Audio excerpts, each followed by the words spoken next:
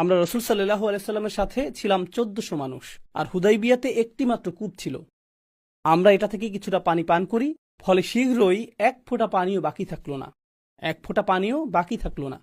فبلغ ذلك النبي صلى الله عليه وسلم তো এই সংবাদ নবী সাল্লাল্লাহু আলাইহি সাল্লামের কাছে পৌঁছলো। তো রসুল সাল্লাল্লাহু আলাইহি সাল্লাম কূপটির মুখে বসলেন।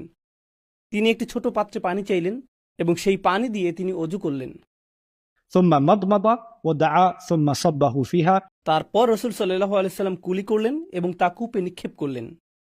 فتركناها غير بعيد তো আমরা এটা থেকে সরে গেলাম এবং খুব একটা দেরি হয়নি। ثم إنها أصدرتنا ما شئنا نحن وركابنا আর তারপর কূপটি পানিতে উচ্ছ্বসিত হওয়া শুরু করলো, আর আমরা সকলে পান করলাম এবং আমাদের সকলের পশুগুলোও পান করলো। 1400 মানুষ এই পানি পান করলো, আর উট, ঘোড়া যা এই 1400 মানুষের সাথে এসেছিল তারাও পান করলো, কিন্তু পানি আসা বন্ধ হলো না।